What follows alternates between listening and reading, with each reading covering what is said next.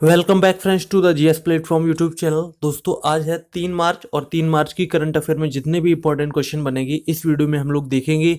और अगर आप इस चैनल पर नए हैं तो चैनल को इस तरह से सब्सक्राइब कर लीजिए और पास वाले बेल आइकन को प्रेस कर दीजिए जिससे आपको नई वीडियो का नोटिफिकेशन मिलता रहे। और अगर आप आज की वीडियो की पीडीएफ को डाउनलोड करना चाहते हैं तो इस वीडियो के डिस्क्रिप्शन बॉक्स में जाइए और वहाँ पर पीडीएफ लिंक पर क्लिक करके उसको डाउनलोड कर सकते हैं। साथ ही साथ इस पीडीएफ को आप हमारे टेलीग्राम ग्रुप से भी डाउनलोड कर सकते हैं जिसकी लिंक वीडियो के डिस्क्रिप्शन बॉक्स में दी गई है।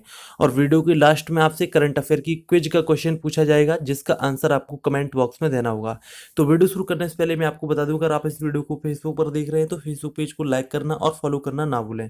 तो चलिए शुरू करते हैं आज की वीडियो। तो आज की वीडियो का पहला क्वेश्चन है, सुषमा स्वराज ने किस स्थान पर इस्लामिक सहयोग राज्यों ओआईसी के विदेश मंत्रियों के सत्र को संबोधित किया है? तो यहाँ पर जो ऑप्शन दिए गए हैं इनमें जो राइट आंसर है अबू धाबी, ऑप्शन ए सही हो जाएगा। तो विदेश मंत्री सुषमा स्वराज ने अबू धाबी में इस्लामिक सहयोग राज्यों के संगठन के विदेश मंत्रियों की बैठक के पूर्ण सत्र को हाल ही में संबोधित किया है। और सुषमा स्वराज ने भारत की धर्मनिरपेक्ष ताने बाने की एक तस्वीर वहां पर पेश की है और ये कहकर उन्होंने भाषण शुरू किया कि वो इस देश से प्रतिनिधि के रूप में बिलोंग करती हैं जो युगों से ज्ञान का स्रोत रहा है, शांति का प्रतीक रहा है, विश्वासों और परंपराओं का स्रोत है और दुनिया में सभी धर्मों की एक तरह से जन्मभूमि का भी कार्य करता है। ठीक है, तो आप ध्यान रखेंगे कि सुषमा स्वराज ने हाल ही में इस्लामिक सहयोग राज्यों का जो मीटिंग हुआ था उसमें किस स्थान पर उनके सत्र को संबोधित किया है? अबू धाबी में। तो ऑप्शन ए सही हो जाएगा। यहाँ पर मैं आपको बताना चाहूंगा कि अबू धाबी यूएई यानी कि यूनाइटेड अरब एमिरेट की राजधानी है। राइट, नेक्स्ट क्वेश्चन देखते हैं। क्वेश्चन नंबर सेकंड, मन की बात ए सोशल रेवोल्यूशन ऑन रेडियो नामक पुस्तक का विमोचन किसने किया है? तो देखिए यहाँ पर जो 4 ऑप्शन है इनमें जो राइट आंसर है वित्त मंत्री अरुण जेटली ने। तो ऑप्शन यहाँ पर आपका बी सही हो जाएगा। तो नई दिल्ली में हाल ही में वित्त मंत्री अरुण जेटली द्वारा मन की बात ए सोशल रेवोल्यूशन ऑन रेडियो नामक पुस्तक का हाल ही में विमोचन किया गया है। और ये जो पुस्तक है वो प्रधानमंत्री नरेंद्र मोदी द्वारा मन की बात कार्यक्रम के 50 संस्करणों को शामिल करते हुए एक संकलन बनाया गया है। यानी कि अभी तक उन्होंने मन की बात कार्यक्रम के जो 50 संस्करण जारी किए हैं तो उनके आधार पर उनका जो सार है वो इस पुस्तक में बनाया गया है। ठीक है, तो इस पुस्तक का विमोचन हाल ही में अरुण जेटली ने किया है। तो ऑप्शन यहाँ पर आपका बी सही हो जाएगा। नेक्स्ट क्वेश्चन देखते हैं। क्वेश्चन नंबर थर्ड, हाल ही में हसमुख अधिया को किस बैंक का गैर कार्यकारी अध्यक्ष नियुक्त किया गया है? तो देखिए यहाँ पर जो आपके सामने ऑप्शन दिए गए हैं इनमें जो राइट आंसर है बैंक ऑफ बड़ौदा, ऑप्शन यहाँ पर सी सही होगा।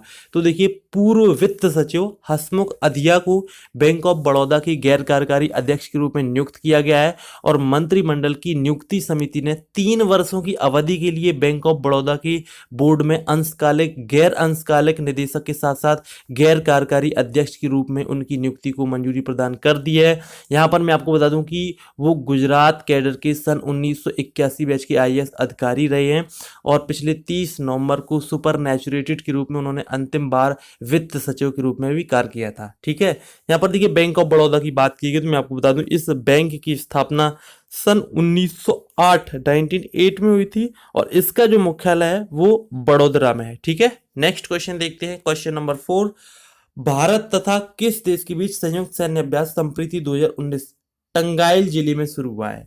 तो यहाँ पर जो ऑप्शन आपके सामने दिए गए हैं इनमें जो राइट आंसर है बांग्लादेश, ऑप्शन डी सही होगा।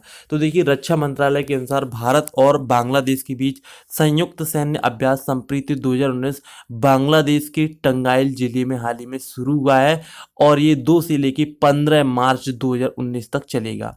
और ये जो अभ्यास है वो दोनों देशों के बीच 8वां संस्करण होगा जिसे दोनों देशों द्वारा बारी बारी से आयोजित किया गया है। ठीक है, और इस अभ्यास का जो उद्देश्य है वो दोनों देशों की सेनाओं के बीच अंतर संचालन और सहयोग के पहलुओं को मजबूत करना और व्यापक बनाना है। और इस अभ्यास में संयुक्त राष्ट्र आज्ञा पत्र के तहत प्रतिविद्रोहिता और आतंकवाद विरोधी माहौल में नीतिगत अभ्यास भी संचालित किए जाएंगे। तो ये आप ध्यान रखेंगे। यहाँ पर देखिए बांग्लादेश की बात की गई तो मैं आपको बता दूं इस देश की राजधानी ढाका है, वहां की पीएम है शेख हसीना और मुद्रा है टका। राइट, तो आपको इस क्वेश्चन से इतनी इंफॉर्मेशन मिल जाती है। नेक्स्ट क्वेश्चन देखते हैं। क्वेश्चन नंबर 5, प्रधानमंत्री नरेंद्र मोदी किस स्थान पर भारत निर्माण प्रौद्योगिकी 2019 प्रदर्शनी और सम्मेलन का उद्घाटन किया है? तो देखिए यहाँ पर जो ऑप्शन दिए गए हैं इनमें जो राइट आंसर है नई दिल्ली, ऑप्शन सी सही होगा। तो प्रधानमंत्री नरेंद्र मोदी ने नई दिल्ली में 2 दिवसीय भारतीय निर्माण प्रौद्योगिकी 2019 प्रदर्शनी और सम्मेलन का हाल ही में उद्घाटन किया है। और भारत निर्माण प्रौद्योगिकी सम्मेलन अपने हितधारकों को सहकारिता के लिए नए क्षेत्र खोलने और बाजार में तैयार उत्पादों पर विचार रूपांतरण की सुविधा हेतु ये मार्ग प्रदान भी करेगा। और ये सम्मेलन भारतीय संदर्भ में उपयोग के लिए नवीन और वैश्विक रूप से पहचान स्थापित करेगा। और इस आयोजन में प्रौद्योगिकी प्रदाता, शोधकर्ता, स्टार्टअप डेवलपर्स, शिक्षाविद और सार्वजनिक क्षेत्र के विशेषज्ञ भी शामिल होंगे। ठीक है, यहाँ पर देखिए नई दिल्ली की बात की गई है। मैं आपको बता दूं दिल्ली के सीएम है अरविंद केजरीवाल, लेफ्टिनेंट गवर्नर है अनिल बैजल। दिल्ली की लोकसभा से 7 सीटें हैं, राज्यसभा से 3 सीटें हैं और विधानसभा में कुल 70 सीटें आती हैं। ठीक है, और 69वें संविधान संशोधन सन 1991 के द्वारा दिल्ली को एनसीआर यानी कि राष्ट्रीय राजधानी क्षेत्र घोषित किया गया था। राइट, तो आपको इस क्वेश्चन से इतनी इंफॉर्मेशन मिल जाती है। नेक्स्ट क्वेश्चन देखते हैं, क्वेश्चन नंबर 6। रुपए के बाह्य मूल्य की स्थिरता सुनिश्चित करने के लिए किसके नेतृत्व में टास्क फोर्स का गठन किया गया है? तो देखिए यहाँ पर जो ऑप्शन है इनमें जो राइट आंसर है ऊषा थोराट, ऑप्शन डी सही होगा।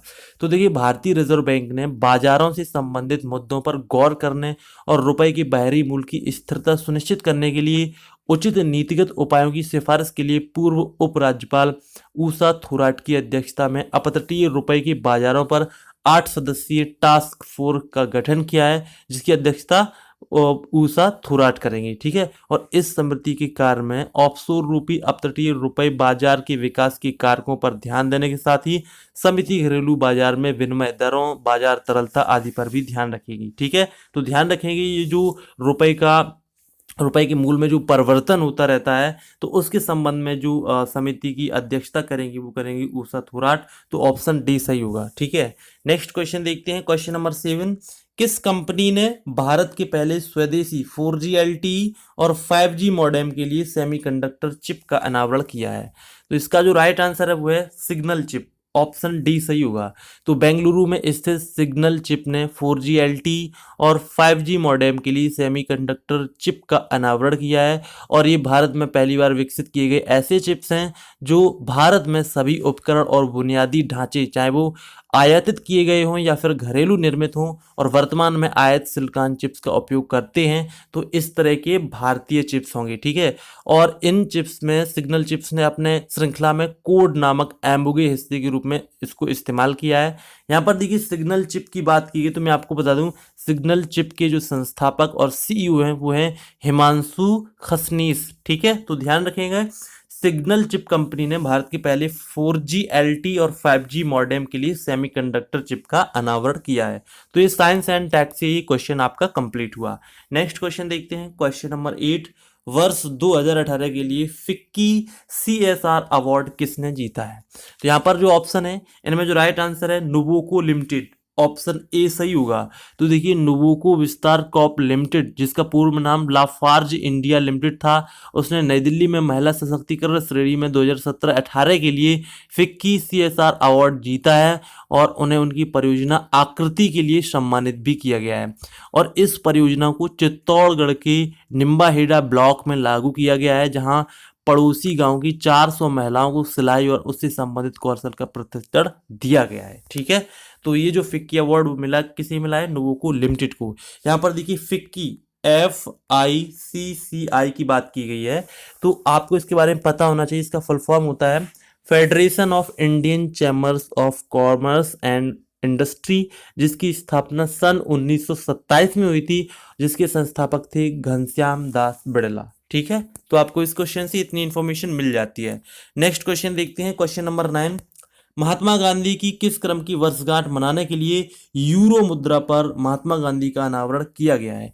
यहाँ पर मैं आपको बता दूं कि यूरो मुद्रा यूरोपीय देशों के द्वारा अपनाई जाती है। ठीक है, तो देखिए यहाँ पर जो ऑप्शन है इनमें जो राइट आंसर है 150वीं जयंती, ऑप्शन ए सही होगा।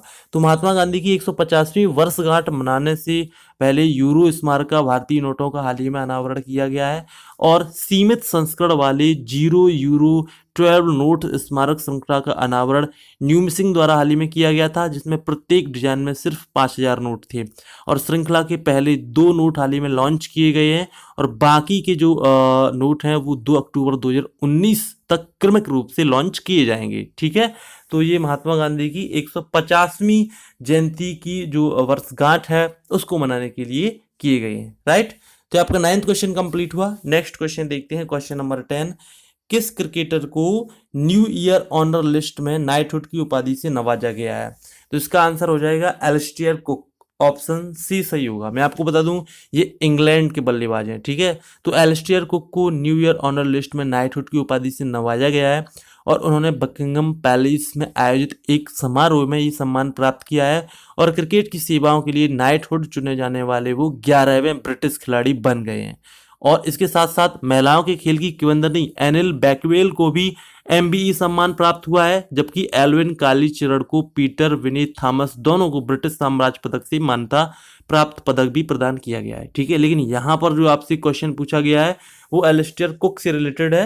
तो एलिस्टियर कुक को हाल ही में न्यू ईयर ऑनर लिस्ट में नाइटहुड की उपाधि से सम्मानित किया गया है। तो ऑप्शन सी सही होगा। नेक्स्ट क्वेश्चन देखते हैं, क्वेश्चन नंबर 11। भारत ने किस तिथि तक 100% विद्युतीकरण प्राप्त करने के लक्ष्य को रखा है? तो इसका आंसर हो जाएगा 31 मार्च 2019। ऑप्शन ए सही होगा। तो हाल ही में गुरुग्राम में राज्यों और केंद्र शासित प्रदेशों की ऊर्जा और नवीकरणीय ऊर्जा मंत्रियों के सम्मेलन का उद्घाटन किया गया है और इसमें तय किया गया कि भारत 31 मार्च 2019 तक 100% घरेलू विद्युतीकरण प्राप्त करने की राह पर है। और ये जो 2 दिवसीय सम्मेलन अभी हाल ही में हुआ है उसमें बिजली और नवीकरणीय ऊर्जा क्षेत्रों से संबंधित मुद्दों पर चल रही विभिन्न योजनाओं कार्यक्रमों के कार्यान्वयन की इसमें समीक्षा भी की जाएगी। ठीक है, तो आपका 11th क्वेश्चन कंप्लीट हुआ। नेक्स्ट क्वेश्चन देखते हैं, क्वेश्चन नंबर 12। राष्ट्रीय जलमार्ग की आवश्यकता को पूरा करने के लिए IWAI ने किसके साथ समझौता किया है? तो इसका आंसर हो जाएगा इंडियन ऑयल। ऑप्शन डी सही हो जाएगा। तो देखिए हाल ही में भारतीय अंतर्देशीय जलमार्ग प्राधिकरण IWAI और इंडियन ऑयल कॉर्पोरेशन ने 26 फरवरी 2019 को एक समझौता ज्ञापन पर हस्ताक्षर किए हैं, जिसमें राष्ट्रीय जलमार्ग की आवश्यकता को पूरा करने के लिए ईंधन, स्नेक तेल, LPG, प्राकृतिक गैस और किसी भी अन्य संबंधित ईंधन और गैस के लिए संयुक्त रूप से अवसंरचना विकसित करने के लिए हस्ताक्षर किए गए हैं। और मैं आपको बता दूं कि यहाँ पर देखिए IWAI Indian waterways authority of India की बात की गई है। तो मैं आपको बताना चाहूंगा कि इससे एक क्वेश्चन पूछा जाता है कि इसका मुख्यालय कहाँ है? तो इसका मुख्यालय है नोएडा में। राइट, तो आपका 12th क्वेश्चन कंप्लीट हुआ। नेक्स्ट देखते हैं कल की क्विज का आंसर। तो कल आपसे पूछा गया था किस मंत्रालय ने हाल ही में ऑपरेशन डिजिटल बोर्ड शुरू किया है? तो इसका आंसर हो जाएगा मानव संसाधन विकास मंत्रालय। ऑप्शन ए सही होगा। और आज की क्विज का सवाल है, सुप्रीम कोर्ट ने BCCI के लोकपाल के रूप में किसे नियुक्त किया है? तो यहाँ पर देखिए 4 ऑप्शन है, इनमें जो भी राइट आंसर होगा वो आपको बताना होगा। अगर आपको आंसर आता है तो वीडियो के कमेंट बॉक्स में आप इसका आंसर दे सकते हैं। साथ ही साथ अगर आपने अभी तक कल की हिस्ट्री की वीडियो का पार्ट 1 नहीं देखा है तो एंड स्क्रीन में इसकी लिंक दी गई है, इस पर क्लिक करके आप देख सकते हैं। साथ ही साथ मैं आपको ये भी बताना चाहूंगा कि हिस्ट्री की ये जो नई सीरीज स्टार्ट हुई है इसमें बहुत ही इंपॉर्टेंट क्वेश्चन के साथ साथ पूरे टॉपिक को फुली एक्सप्लेन किया गया है। और इससे रिलेटेड जो पार्ट 2 है, यानी कि कल का वीडियो जो 1857 की क्रांति से रिलेटेड था और उस वीडियो में बेसिक अंडरस्टैंडिंग के बारे में चर्चा की गई थी, लेकिन उसका जो सबसे इंपॉर्टेंट पार्ट है पार्ट 2 जो कि आज आपको मिल जाएगा लगभग 12 बजे तक आपको ये वीडियो मिल जाएगा। तो उस वीडियो को जरूर देखिए, वहां पर आपको बहुत ही इंपॉर्टेंट बेसिक अंडरस्टैंडिंग और इंपॉर्टेंट फैक्ट्स मिलने वाले हैं। तो हिस्ट्री की सीरीज को आप देखते रहिए, बहुत ही इंपॉर्टेंट वहां पर आपको स्टडी मटेरियल मिलता रहेगा जो कि आपकी सभी परीक्षाओं में यूजफुल साबित होगा। तो उम्मीद करते हैं कि आप उस वीडियो को जरूर देखेंगे, लाइक करेंगे, शेयर करेंगे। तो मिलते हैं नेक्स्ट वीडियो में, तब तक के लिए नमस्कार।